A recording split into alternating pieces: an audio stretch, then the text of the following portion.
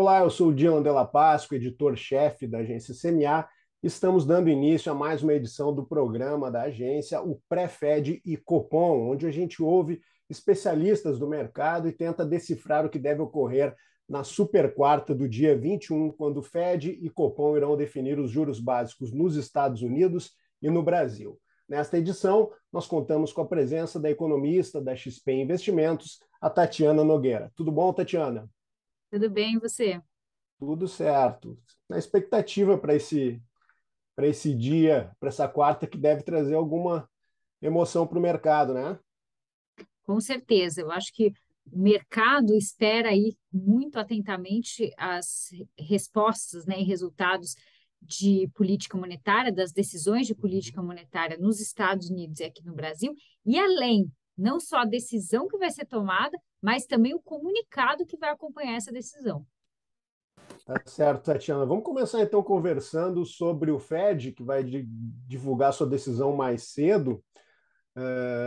A elevação deve ser mesmo de 0,75 ponto percentual, Tatiana, ou há espaço para uma elevação ainda mais substancial? Nos últimos dias, pelo menos, essa possibilidade cresceu no mercado, né? Com certeza. Eu acho que o mercado tinha uma. Você quer? Desculpa, vai ser editado? É que entrou um som aqui no meu computador, eu acho que prejudicou, não prejudicou. Não, não, tá tudo bem. Pode seguir, não tem problema, depois a gente edita.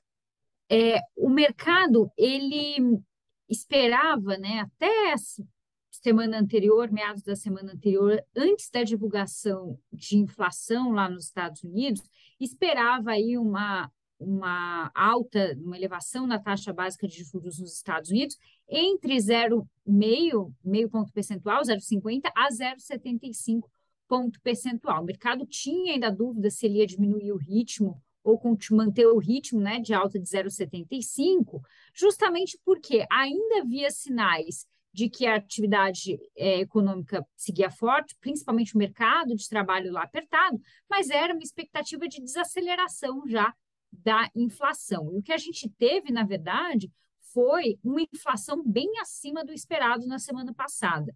Então, essa inflação acima do esperado reverteu um pouco as expectativas e quem estava esperando o meio ponto migrou de vez para o 0,75. E aqueles que esperavam 0,75 começaram a ver a possibilidade de uma alta até mais forte, perto de um ponto percentual, numa única reunião. Então, eu diria que hoje a probabilidade, né, o consenso de mercado é uma alta de 75, mas se a gente for colocar um viés aí, é para cima. Tatiana, tu colocou aí da questão do mercado de trabalho, inflação. Podia pintar para nós assim, mais ou menos como é que está esse quadro nos Estados Unidos? Quais são esses indicadores que estão realmente sinalizando que o tom do Fed vai ser realmente mais duro nesse encontro, mais duro do que se esperava inicialmente, né? Da reunião passada para essa reunião, o mercado mudou de humor de semana para semana, mas nessa última semana, quais são esses indicadores que estão, além do mercado de trabalho, da inflação, que a gente deve ficar atento e que indicadores que devem basear essa decisão do Fed?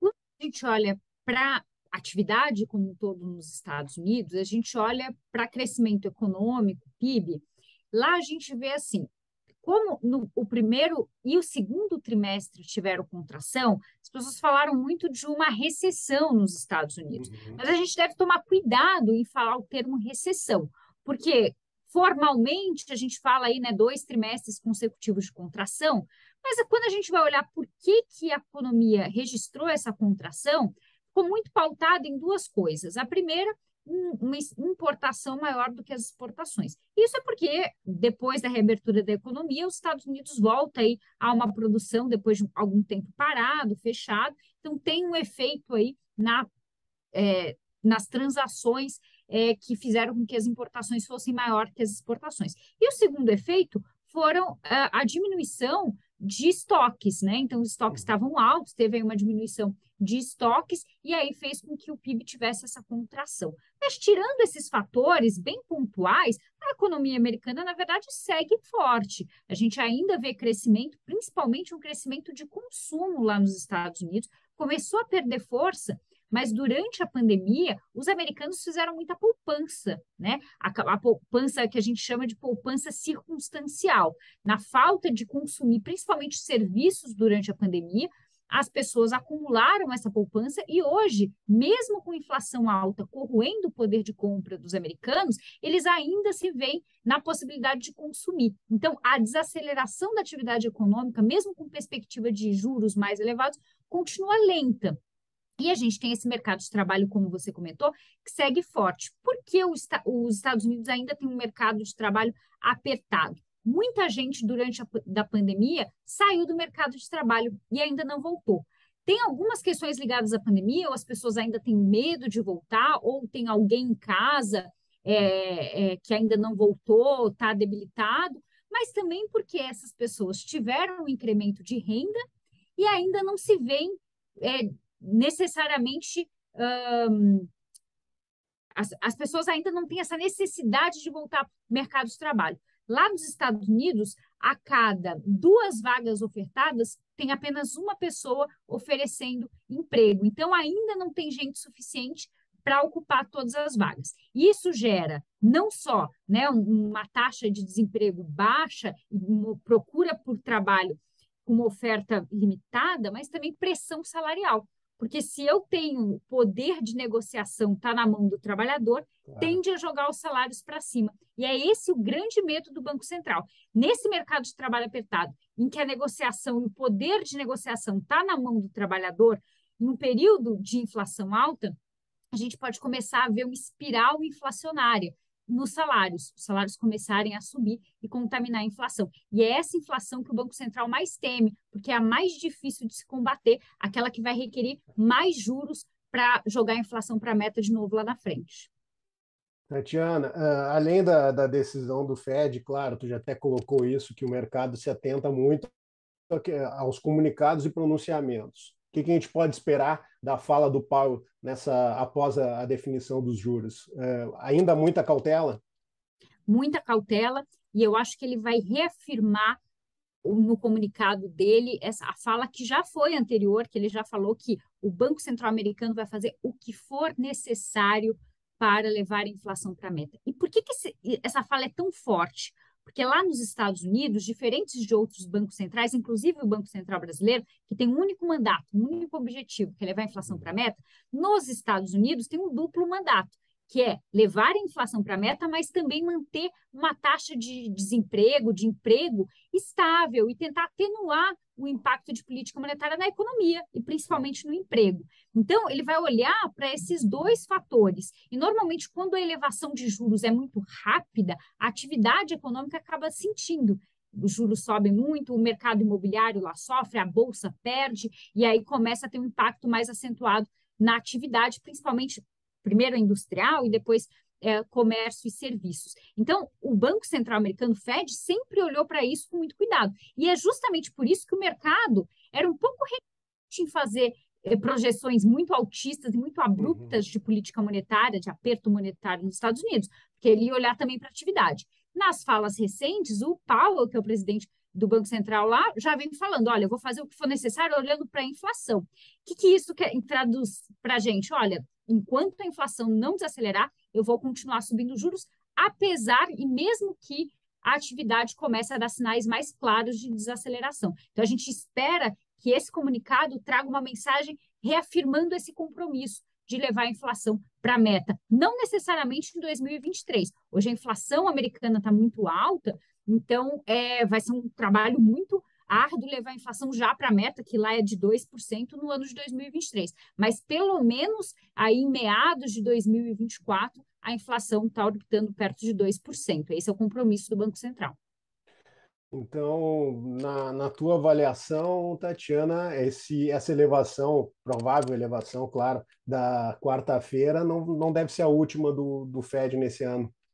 Não, o Banco Central deve continuar elevando os juros e a gente acredita numa taxa de Fed Funds terminal ali desse ciclo de aperto entre 3,75% até 4%, né? Encerrando aí ou no final desse ano, até no início do ano que vem, mas a gente espera que ele continue subindo em todas as reuniões aí até o final do ano. Então, tem mais 3 reuniões aí, ele deve fazer elevação em Sim. todas elas.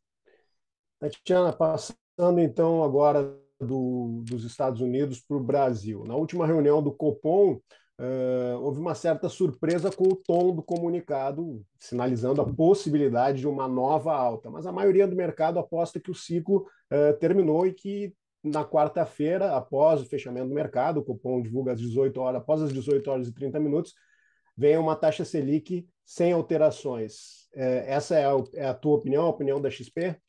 É a nossa visão também. A gente já tem algum tempo aí a expectativa de que o Copom deveria encerrar o seu ciclo de alta em 13,75, que é o valor que a Selic se encontra hoje. Então, ele Uhum. não deve dar uma alta de juros nessa reunião. Por quê?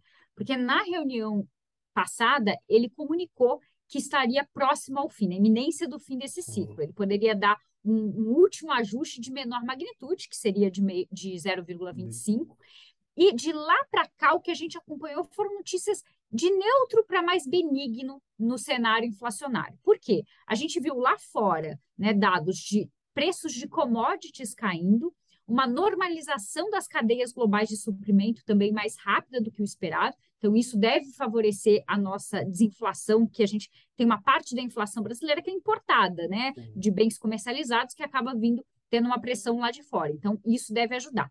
A taxa de câmbio apreciou. No último Copom, estava uma Petax média de 5,30, já está em 5,20.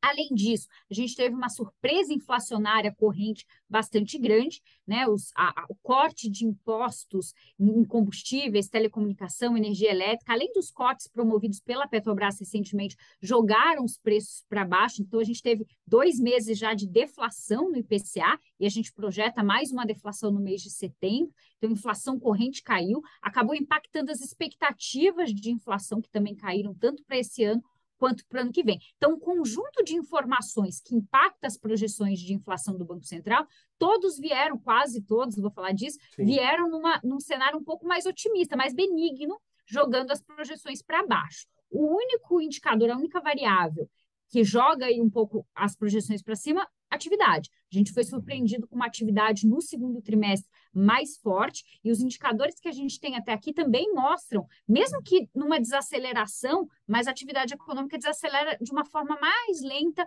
nesse segundo semestre. E a projeção, que antes estava perto de 2% de crescimento para esse ano, deve ficar mais perto de 3%. Então, a gente teve uma surpresa aí da atividade que gera uma pressão inflacionária para esse segundo semestre, mas principalmente para o ano que vem. Então, por conta disso, as projeções do Banco Central caem, mas caem menos do que poderiam cair se não fosse essa surpresa na atividade. De qualquer forma, no net, né, olhando para todas as variáveis que o Banco Central acompanha, teve uma melhora do último Copom até aqui. Isso deve dar espaço para ele encerrar esse ciclo de alta aqui em 13,75. Mas é importante frisar que a gente acredita que ele vai parar de subir, mas vai vir com um comunicado hawkish. Ele vai, mais uma vez, mostrar o seu compromisso em levar a inflação para a meta em 2024 e já desacelerar bem em 2023, e que, para isso, ele talvez tenha que deixar a Selic